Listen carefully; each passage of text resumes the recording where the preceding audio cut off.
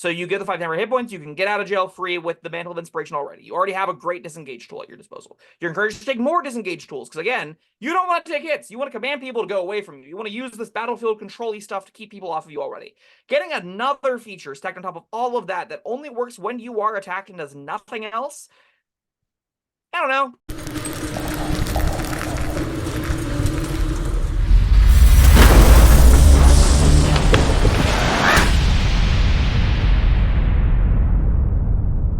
Hello, friends. Robert Bevan here, author of the Caverns Creatures series of comedy, fantasy novels, and short stories. With me is Sam West, and today we're continuing our Bard series. Today we're talking about the Glamour Bard.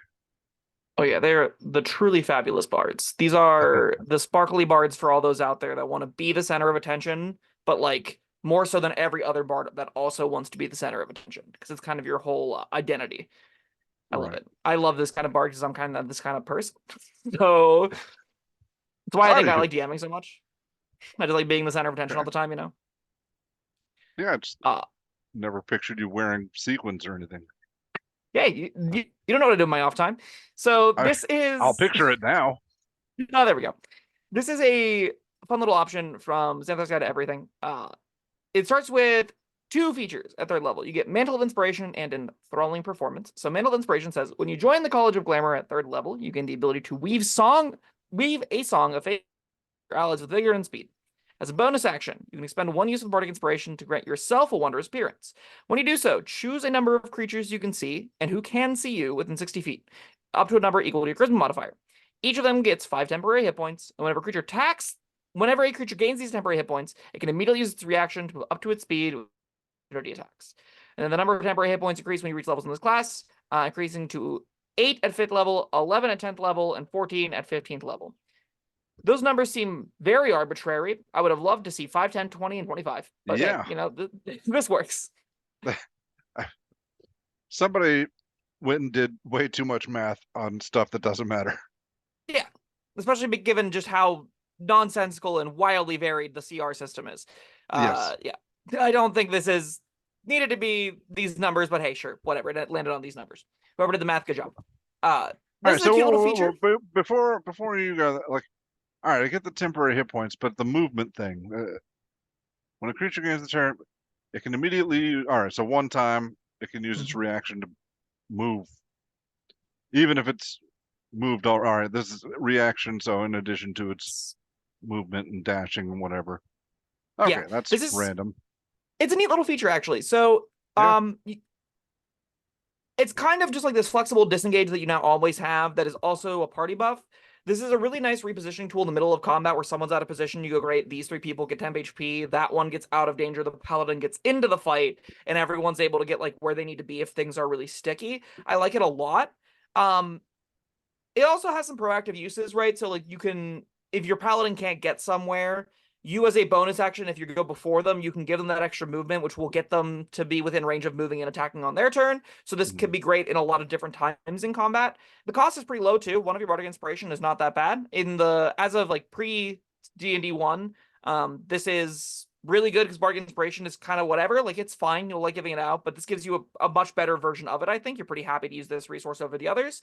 And you won't need, like, 5 of these. You'll be happy using this once or twice per long rest. I do think you'll want to use it once or twice per long rest. And then the other times, you can use regular Bardic Inspiration, and it's pretty reasonable. If this was all, you got to be a little bummed out because it competes with your Bardic Inspiration, but it's not. Any other things you have to think about for Mantle of Inspiration? No, it sounds pretty good. Yeah, it's neat. I like it a lot. It also can be a neat little gimmick where if you want to be like a blaster, you take your magical secrets to take AoE damage, and you use this before you explode an area to get people out of the area you want to explode. Oh, it's kind of cute, good, right? Yeah. You also at 3rd level get Enthralling Performance. So starting at 3rd level, you can charge your performance with Seductive Fey Magic. If you perform for at least 1 minute, you can attempt to inspire wonder in your audience by singing, reciting a poem, or dancing.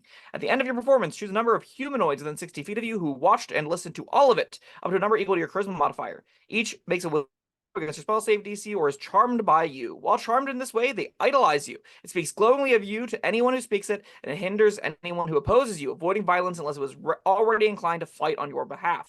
This effect ends on a target after an hour, or if it takes damage, you attack it, or it witnessed you attacking one of its allies. If the target succeeds on a saving throw, the target has no hint to try to charm it. Once you use this feature, you can't get until you finish a short or long rest. That's some role play stuff there. Yeah.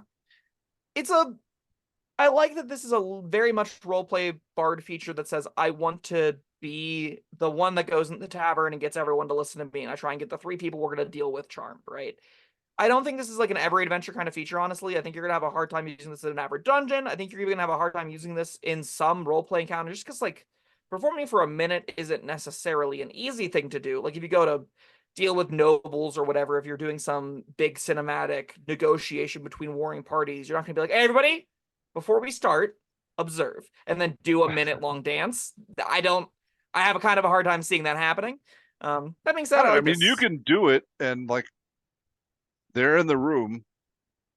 All you have to do is perform for a minute without them actually physically stopping you. Yeah, they might try to ignore you, but you can still do it. So it does specify who watched and listened to all of it. I mean, you're a glamour bard. It's hard. Yeah. They're not looking away. They hear Your you. job is to be really annoying in the center of it all. I think that line of text in particular is going to vary pretty widely table to table as to the applications of this. If I'm DMing it, I will allow just be annoying. You don't need to make eye contact the whole time. As long as they can hear you through the entire performance, yeah, you get the feature. Because it definitely elevates to be way more usable than otherwise. Like if they can just look away and it stops working on them, it becomes something a lot harder to use. But that is how it works rules win, from my understanding. I still think even with that interpretation, you can find cool ways to do this, especially if you're at like a really classic D&D table. See and hear is a lot different than watch and listen. True.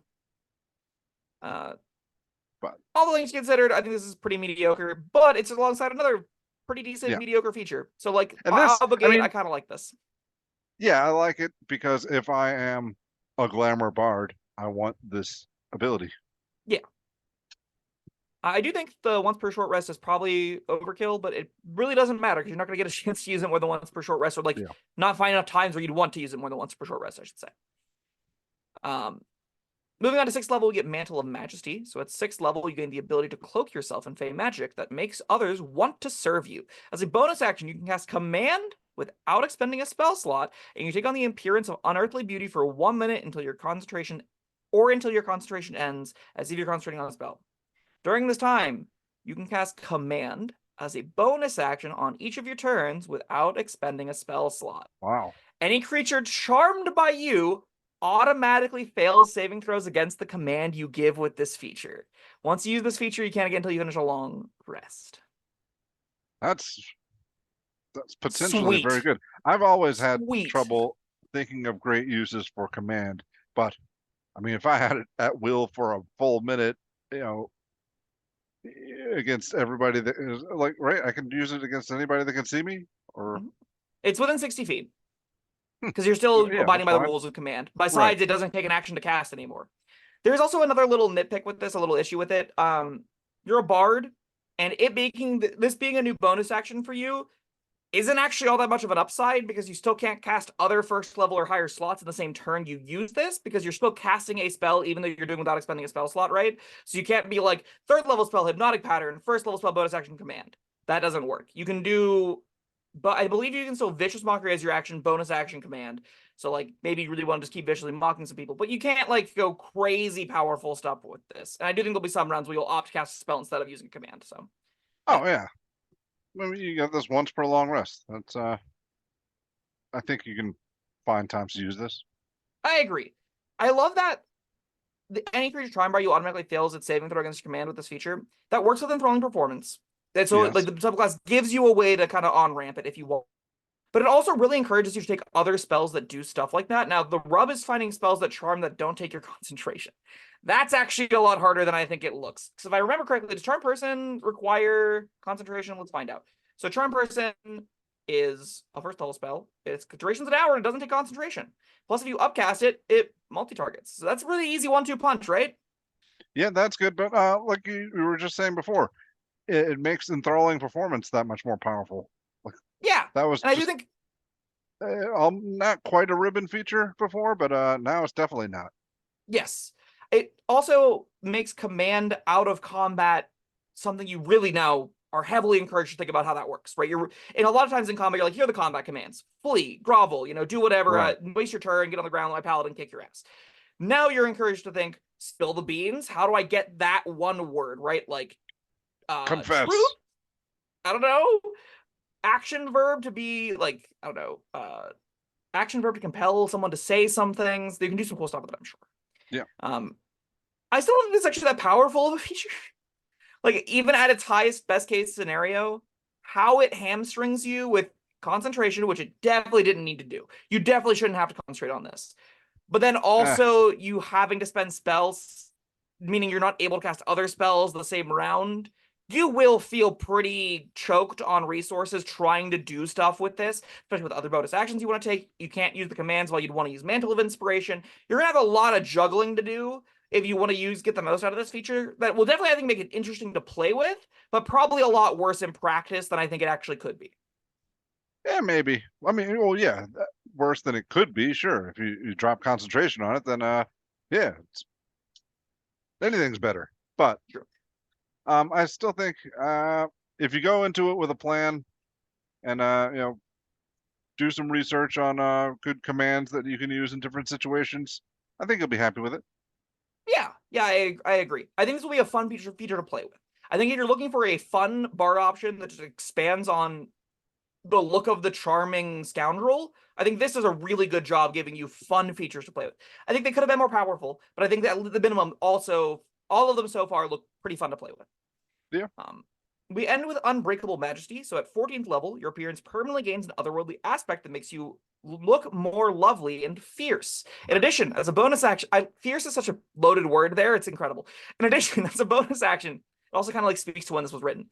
You can assume a magically majestic presence as a bonus action for 1 minute or until you are incapacitated. For the duration, whenever any creature tries to attack you for the first time on a turn, the attacker makes a charisma saving throw against your spell save DC. On a failed save, it can't attack you on this turn and must choose a new target for its attack, or the attack is wasted. On a successful save, it can attack you this turn, but it has disadvantage on any saving throw it makes against your spells on your next turn. Get all that? No. Great. Once you assume this magic presence, you can't do so again until you finish a short or long rest. So, 14th level. What is the magical majestic presence? You become fierce looking. Oh, Slay Queen. all right. I thought it was referring to something earlier in the thing, but no. Okay, that's what this is. Yes. Okay, Then never mind. you use that as your bonus action. You now look this way, and now you have a sanctuary effect. And if they break the sanctuary effect, they have disadvantage on your next saving throw you impose on them. Which is a weird line of text, but it also is like it's a sanctuary that they have to save every round for, and it does kind of like give you a reason to have a neat little defensive option. I don't think this thing's very good at all. I actually think this feature's pretty poor on average, just because like you have to set it up to know you're going to get attacked for this to do anything, and you have so many bonus. You're loaded with things to do as a bonus action on your turn. I think finding room to use this specifically is going to be a lot harder than it looks, even more so than the other features. Well, I mean, it's not sanctuary because you can still attack, right? Yeah, this is definitely Sanctuary Plus. Right. And I mean, it's one bonus action and it lasts a minute, right? You don't have to concentrate on this or anything. Correct. You don't have to keep using it, right? Right. But if we're getting like a combat that you don't get prepped for, I have a hard time finding when I'd want this, right? If I'm a bard in the backlines, and everything about this says I'm a bard in the backlines, nothing up to this point says I want to be being attacked at all. I want to take things that keep me out of danger. Even like Mantle of Inspiration. I believe you can move yourself with it, right? Just any number of creatures you can see that are within 60 feet of you. Yeah, that includes you. So you get the 5 number hit points, you can get out of jail free with the Mantle of Inspiration already. You already have a great disengage tool at your disposal. You're encouraged to take more disengage tools, because again, you don't want to take hits. You want to command people to go away from you. You want to use this battlefield control-y stuff to keep people off of you already. Getting another feature stacked on top of all of that only works when you are attacked and does nothing else, I don't know. It's not my favorite capstone I think that this could have got. Now, if you are getting your ass beat, is it good? It's pretty fine, yeah. But I just don't necessarily want that kind of feature on this option. I don't think that's a defensive measure that this needs. No, but I don't hate it. I don't love it as a capstone, but I like it well enough as a feature. I mean, you don't necessarily want to get up in the front lines, but yeah, you're always gonna get attacked now and again. I think that unpredictability makes this even worse, right? Like, attack now and again means I don't know when I want to use this feature. Because if I am getting shot once in this encounter, because they've like, all right, there's 2 archers, the front line smashes into a front line. Do I use this? Or would I rather use give someone bardic inspiration? Would I rather use bonus action commands? Would I rather use mantle of inspiration, get people in there? Do I care about those 1 or 2 attacks? Do I need like 6 attacks coming at me if I want to use this? When do I weave this in? If I'm only attacked twice by the archers and they see that they no longer can hit me, they just aim at other people, right? Is that just kind of how that works?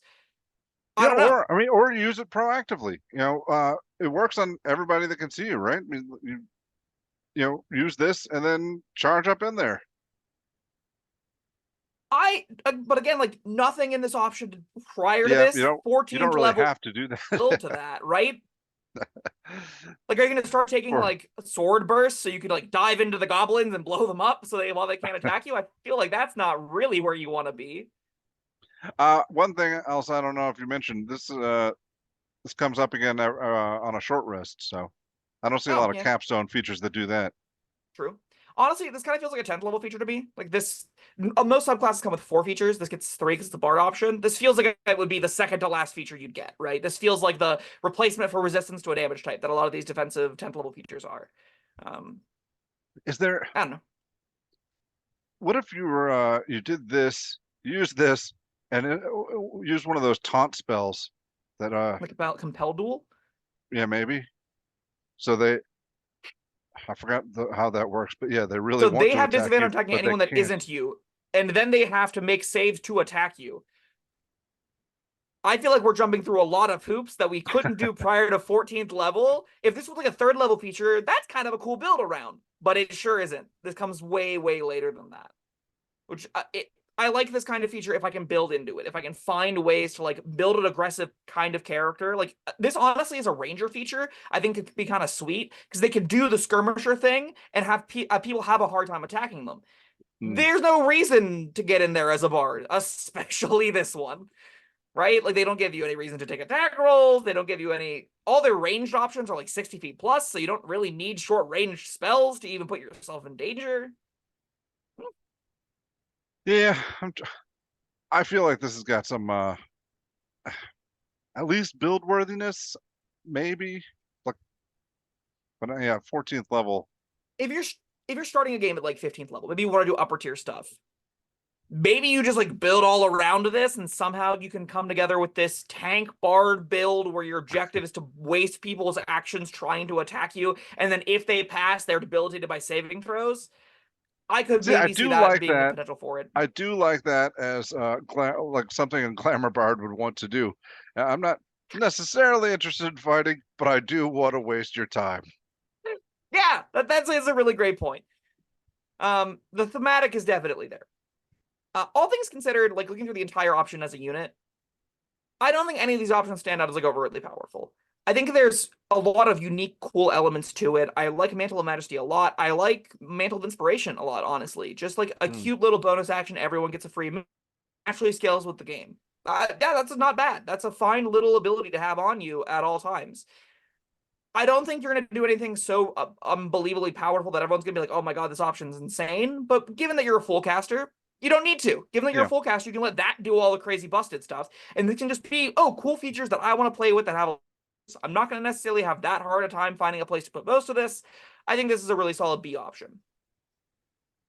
yeah. I might go as far as a B plus because there's nothing in here I don't like, and I think I'm a little bit higher on mostly everything than you are.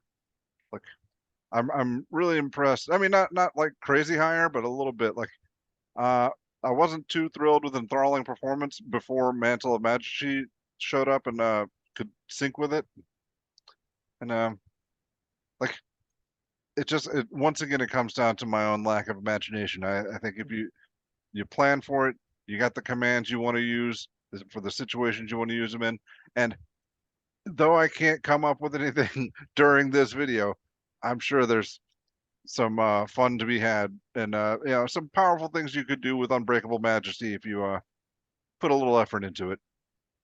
But I would go as far as say put a lot of effort into it. yeah. I think you have to work pretty hard to make that powerful, at least.